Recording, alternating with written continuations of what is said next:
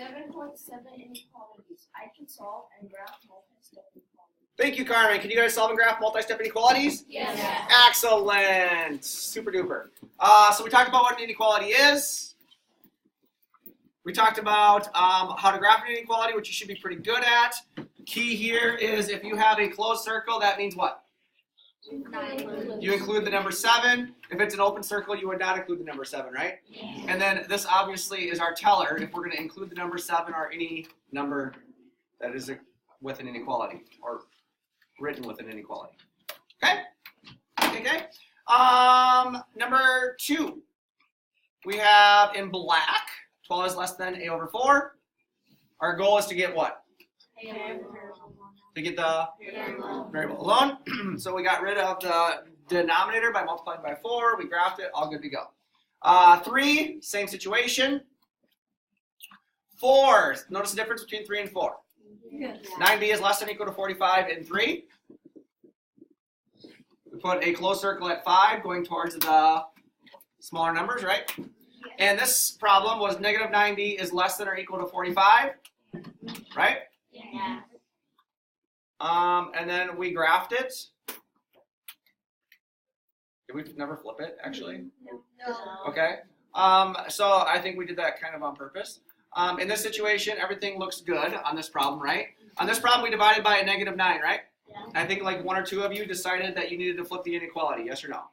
So in this problem, this is not correct. Because you're dividing or multiplying by a negative, you flip the inequality. So the actual answer is B is greater than or equal to negative 5. And so obviously this is wrong because most of you weren't aware of that rule. So our graph really should be closed circle at negative 5 going towards the positive. And if you plug in like negative 6, does it work? No. No, because it's negative 6 for B here. Negative 9 times negative 6 is 54. Is 54 less than 45? No. No. But if you plug in a negative 4, does that work? Yeah. Yeah, because negative 9 times negative 4 is 36. Is 36 less than or equal to 45? Yes. Okay, so the big learning here is anytime you divide or multiply an inequality by a negative number, you flip the inequality, which is also our cheat sheet, right? Yes. Okay, number 6 is another example of that. Number 7 was another example of it, but a longer problem. A couple of different ways to solve this. Why do I multiply by 20? Why would I multiply, or why do I prefer, personally, prefer to multiply by 20, Sarah? To get rid of the fraction. Yes, I like to get rid of the fraction. Do you have to start by multiplying by 20 on both sides? No. A couple of you actually just found the LCM of all of these 3 numbers and got a common denominator. I found the LCM and just multiplied by it. Whatever you want to do, I prefer that method.